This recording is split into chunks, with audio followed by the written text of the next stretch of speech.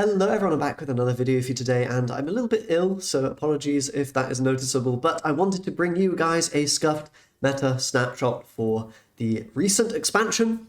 I've got basically the best decks in the game at the moment, as far as I can tell, the kind of things that most people tend to be playing. I'm not going to include decks that haven't really seen much play at all, things like Artifact, Portalcraft, Storm, Havencraft, you name it. All these kind of decks, mid-range sword, I haven't seen very much of. So basically, it's just going to be the very best decks at the moment in terms of the popularity and power level. So with that being said, let's jump right into the Tier 1 decks. So the first Tier 1 deck that I have is, of course, Loot Swordcraft, a very strong deck at the moment. There are various different versions of this that you can try running. I've got an Amelia version here using her for the card draw capability. Extra juice. Often you run out of cards with this deck, so I think Amelia's quite good. Some people play even Lucrative Deal, I've seen. But yeah, generally having some card draw quite powerful, I think. Otherwise, of course, we're doing the Syncero stuff. I'm sure you've seen it at this stage, dealing a lot of damage with him, and of course following up with Albert to finish the game. It's a very strong sort of aggro-y deck. And you can even use the Otris with the Remnant of Hollowness to get yourself a bit of a wombo combo in a way, a sort of nice, powerful finisher. Dealing the 4 damage can be, a good addition to the Syncero. Allows you to deal essentially 12 damage with him because he clears the board naturally for your Remnant of Hollowness to go to face. And of course, you can get the loot cards as well. A pretty powerful combo here is the Gilded Boots. You can play that to give your Albert +1 attack on turn 10, so he can deal 14 damage as opposed to the normal 12. So Swordcraft's looking very, very strong. They have, all of the good stuff from before, well, not all of it, but Zirconia, very solid. Tempo, Vows as well, of course, to help the early game. You've got the new Returning Slash, a very good card as well to help clear the boards. And of course, the Congregant of Usurpation, using all of your fuse loot synergies and clearing the board very effortlessly. So yeah, Swordcraft looking very good because their main weaknesses, namely they didn't have much healing before. You now have healing with Goblet. The lack of board clears. We used to use Gildaria, now we don't even need Gildaria because we have Usurpation Guy, Congregant, and Syncero. So those were the main weaknesses before of Sword, and they're kind of nullified a little bit here with the recent additions of the new cards. So yeah, very solid deck here. I've been using this one to climb quite a great deal, and yeah, can recommend it. Tier 1 deck for sure. Let's go to the next. Again, no surprise here, we've got Runecraft in Tier 1 spell boost. Now, there are different ways you can play the archetype, of course. I know that some people are enjoying the Gilnalise now, the new card, to have a bit more presence versus aggro in the early game. You can use this to kill a 2-2 or 2-1 or what have you on turn 3, so that's quite nice before you get your, your good, powerful Anangria and Burgent plays up on turn 5, of course. So a nice new addition. Also gives you the backup heal with the Evolve, and of course you can use the Sweetness of Veracity later in the game to combo when you're doing a decline turn with Quan. This can be very powerful to give you 5 extra damage on your Quan combos, essentially. So that's something to keep in mind. Quite a solid option for Runecraft, although I don't love it that much because it doesn't spell boost, and typically you are quite low on evos when you're playing as spell boost Rune because you want to evo Anangria, Norman, and Quan, and all the good cards, basically. So can be a little tight on the evos, but Gilnalise is seeing some play in the Runecraft deck. So yeah, very strong deck, has good matchups into a lot of stuff because of the decline combo, of course, with Cocytus allowing you to insta-kill people, and if not, then you can at least get a very good tempo swing with the Cocytus, or you've always got Quan as the backup, finisher with the 10-10, no bullshikigami. So very solid deck, was very strong last patch, and again, same sort of story this patch. Next up, we have Havencraft, actually a surprise entrant into Tier 1. It's arguable, you could arguably put this down into Tier 2 as the best Tier 2 deck, but I think it is probably worthy of Tier 1. I know a lot of people are saying and believing that it is strong enough to rival the Swordcraft and the Runecraft in that tier. So we've got Crest Haven, and the idea is, of course, you're using Marwyn to gain the special crest here, which deals damage based on how many crests you have, as long as you don't attack. So Repose Havencraft, AFK Havencraft, Crest Havencraft, whatever you want to call it, the idea is pretty straightforward. We play a lot of control-y cards, things like the Gilnalise is sort of a finisher in this deck. We have Blinding Faith, we have Salefa to clear the board, and Chalice as well. Congregant helps as well, so we're basically killing the opponent's units without really attacking with our own units, dealing the damage with Marwyn Crest, finishing the game with often Shining Disenchantment for the 4 damage, and Gilnelis as well in the late game. The Sweetness of Veracity, very good card with the crests. Some people run a 1 of Hemika, because this can be quite good into things like Abysscraft, perhaps Runecraft. When they spam the board with units, you can sort of lock them all down with this and banish them. So, you know, a little cheeky card to put in the deck potentially. You could even run maybe more than one. I'm not sure how that would go, but that's an option. And yeah, we're playing the new crest cards to get a bunch of crests. Of course, the Devotee, the Supplicant. I'm sure you've seen it at this point. Wilbert as well for the permanent crest, and Grimnir. Yeah, we have 1 of Temple of Repose. You could consider running more of that or less. And Maddening Benison, actually quite powerful now, allowing you to essentially heal 10 health for free once you've got all your crests online, which can be very, very disruptive and annoying to play against for sure. Yeah, I think Havencraft quite strong now. Some people choose to run Cocytus as another way to finish out the game. That is a consideration, but don't have it in this particular version. But okay, let's jump into the tier 2 decks now, shall we? So the first tier 2 deck that I've got here is Roach. Been a bit struggling on this patch because it doesn't have the best matchups into Swordcraft, and even Havencraft can be quite tough because they actually pressure you really hard and you don't really have that much healing in Forestcraft, right? So we are playing Gilnelis now to perhaps help with that a little bit with the Drain. The Evolve can heal you up a little bit, but you're still sort of lacking in the heal department, and it can be quite tough, you know, as a combo deck to survive the pressure of the very powerful, more aggressive decks. Now, we do have good matchups still into Runecraft and various other things, you know, perhaps Fenny decks or, you know, Dragoncraft, Abysscraft can maybe be beatable. So I think, and even Portalcraft, so there's quite a few playable matchups, which I think makes Roach a good, solid tier 2 deck still if you have the brain power to do things. You can also think about running even more zero-cost generation with Fragrant Wood Whispers and things like this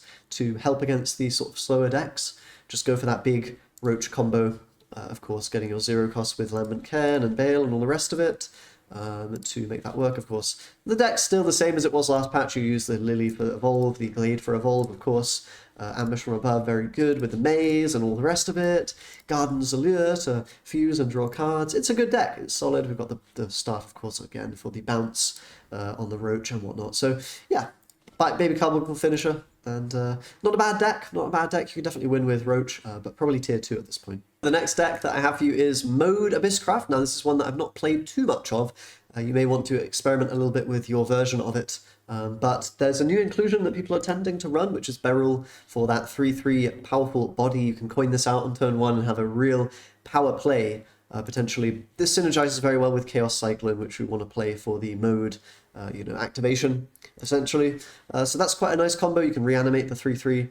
We've got the Sham Natcha, of course. We want to get our faith up by increasing the modes and you know, by getting the modes and increasing the faith, and then once we've done that, we can do the crazy popping off with Ginsetsu and the like, things like this, perhaps the Rulain and Valnarik. These names are a pain in the ass for me to pronounce for some reason, but you can also even go for a potential one-turn kill with this. It takes a long time to do with Wings of Desire, though.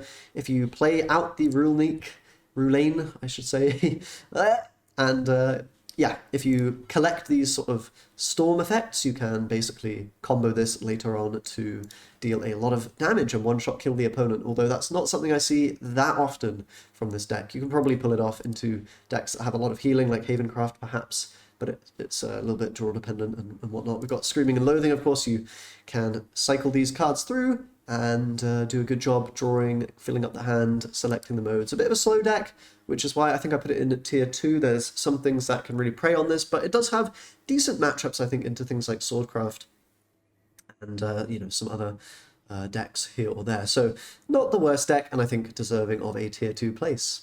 By the way, you can consider Aragavy or not. I haven't got it in this version, but there's various cards to experiment. Gilnelis, Rage of Serpents are probably optional, and yeah. Let's jump to the next deck. Okay, we're into tier 3, so I think these decks are slightly worse than Roach and Mode Abyss, but not by a huge margin. You know, they're just a little bit worse. I don't think they're quite in the same tier. And the first of them is Portalcraft, the Egg deck. A little bit of a shame that this isn't a bit higher up, although I've seen it a fair amount on ladder still. I think it is a solid enough deck. People often now are running 3 of Dogged One as a nice, powerful finisher. And of course, you've got the Odin as well in there with the Axia as your ways to kill the opponent in this deck. We are trying to generate the white Psalms and the, that trigger and create the black Psalms, dealing damage and healing every turn. Very decent, long-term value that you get from these with the Lashena and the Devastating Soprano. So not a bad deck, a little bit draw dependent. If you miss your early game cards, the Puppeteer, the Puppet Lancer to trigger the Devastating, that can be, you can feel a little bit lackluster with the deck, I suppose. But overall, quite a solid one. Has some okay matchups. I think it's actually quite good into Swordcraft, another deck that can do okay in that matchup. And perhaps against Mode Abyss, you're okay. A little bit unfavored into Havencraft and this kind of thing. So it's probably a tier 3 deck because the matchup spreads are not that great. But since you have chances into Swordcraft and things, I think it is worthy of tier 3. Next tier 3 I've got is Fenny Dragoncraft. I think Fenny is quite solid. You can either play my version here, which I have a video on if you haven't already checked that out. I think this is quite strong. I think there's other versions of Fenny you could play even with the new cards and things like this, with Galmure and perhaps the 9-mana guy and trying to kill the opponent in that way. There's different versions of Fenny. This, I think, is probably one of the more clean versions because you have the Greatness Ascended now to draw many cards. With the Fenny, discounting this is quite strong. And, of course, going for those Genesis Dragons with the Fenny after you halve everything. Very, very decent combo, and it does prey on some of the slower decks, this deck. Very good into Portalcraft, very good into Havencraft. Those are some standout matchups. So, and even quite good into Mode Abyss, I think. So I think because you have some decent matchups, yes, you kind of get bodied by, Swordcraft and aggro decks really in general. Roach as well, quite tough, and even Runecraft can be a real struggle, potentially. There are enough good matchups, I think, to warrant this being a tier 3 deck. Another tier 3 deck that I haven't really played very much is the more Galmure, aggro-y focus of, Dragoncraft. So I see people often playing Dragon Sign. Some people play Tablet even. I don't know if Tablet works that well, but you just play sort of a mid-rangey dragon deck. Sometimes you ramp out, sometimes you don't. And when you do, you can do some, nice early Galmure shenanigans. Get the 0 cost, Fangs of Ardent Destruction. Use this in combination with the as Urifirit. Oh god, the pronunciation today, please. I can't. But yeah, quite a strong, powerful way to finish games out. Can be a lot of damage once you've also fit in, an Odin play perhaps a Forte at some point to go face. The Galmure can also go face with the Storm as well. So a lot of ways to deal damage. I've even got a Golden Release and Dogged One in here just for even more value, potentially a turn 10 way to finish out the game with the sweetness and the rest of it. So yeah, probably not a bad one, this particular deck, although I think you're going to struggle into certain matchups. But just the power of Neptune really, and even sometimes the ramp can be quite strong in certain matchups to really, bash the opponent with the powerful Storm cards. And the final tier 3 deck I have is Aggro Abyss. Got some new tools with the Dogged One, of course, being quite a good cut. Low mana way to go face. But, we're just running the typical sort of very early game stuff, trying to rush the opponent down, getting those 1-drops onto the board, playing maybe a Beryl, playing some Bats, giving them Storm with this one. Vuela with the Super Evolve value to finish games out. Aragavi, evolve the Aragavi. You guys have seen this deck probably at some point. Devotee in this deck I think is quite good. You could even consider running more than 2, just for that chunky body and early game aggression. So yeah, pretty strong deck. Odin to close the game out. Not much more needs to be said. And I have a couple of tier 4 decks for you, which I think are basically, playable, but really not the best. And the first one is Control Forestcraft. Quite a fun deck, to be honest. I have played it a fair amount, and yeah, you can get some stuff going with, of course, Izudia getting the Annihilating Onslaught to finish the game instantly, provided you have a second one of him, and you can let this cost tick down over the course of a few turns. It can be a little bit clunky, particularly if you don't find multiple copies of him. In this deck, we have Godwood Staff to bounce the Izudia on that turn 8 if we don't have multiple copies. Yeah, we've got the Izudia combo there, and we're just sort of trying to stall out the game as much as possible with a solid good fairy into Fairy Fencer early game, taps a May as well, Cruel as well, quite good to heal up, clear the board. Got some other tools in there, Supplicant, the Deepwood Fairy for healing later on in the game can be quite good into things like Swordcraft. You can even bounce this, play it multiple times. You might want to run Grimnir in the deck. I know some people do that, so you can get away with playing the Fairy Beast in the late game, that is certainly an option. And having the ward early game as well can be useful. But Gilnelis, also a good card, of course, to get the drain. It synergizes very well with Cruel, and we can buff it with Dark Side to get even more healing. Hamlet of Unkilling synergies there, and of course Glade for clearing. So yeah, solid deck. You have this new card as well to really flood the board with the four attack ward guys in the late game to survive while your Azudia ticks down. So yeah, quite a fun deck, to be honest, but not the strongest just because the matchup spread is quite bad. You know, if you're playing against the slower decks like Haven and Runecraft, I think you're even going to struggle into Havencraft because they're just going to hurt you and it's going to be hard to deal with their tempo and whatnot.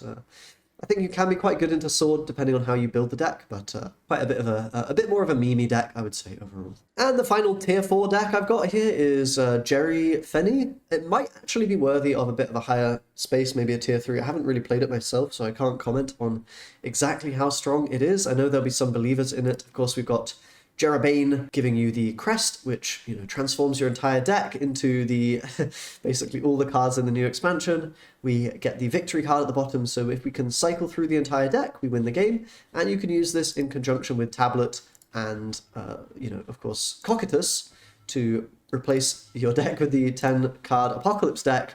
Remove the duplicates with the Tablet, and then instantly draw the whole deck with Jerabane. So that's the idea, and we use Fenny to discount the Cocytus, the Jerabane, and the Tablet in order to pull off that combo. So you have some one-turn kill potential, a little bit different to the Genesis Dragons, but we are, it's kind of a similar deck to the other Fenny. I think it's maybe a little bit less consistent, although you have backup win conditions of just sort of playing out the Jerabane in the early game if you're against a faster deck. So, maybe this deck is worthy of tier 3, but I haven't tried it too much myself, and it's not very common, so a little bit hard for me to place it accurately here. So take the tier 4 with a grain of salt, but I think it's a pretty fun one, and something you could consider trying out yourself if you're interested. But yeah, guys, that will do it for my Scuffed Meta Snapshot. I'm again sorry that I'm a bit sniffly today, but I wanted to bring you a comprehensive look at all the new decks and how they are shaping up, how the meta looks at the moment. I hope that's helpful for you guys. Subscribe as always for more videos, and I'll see you next time. Bye-bye.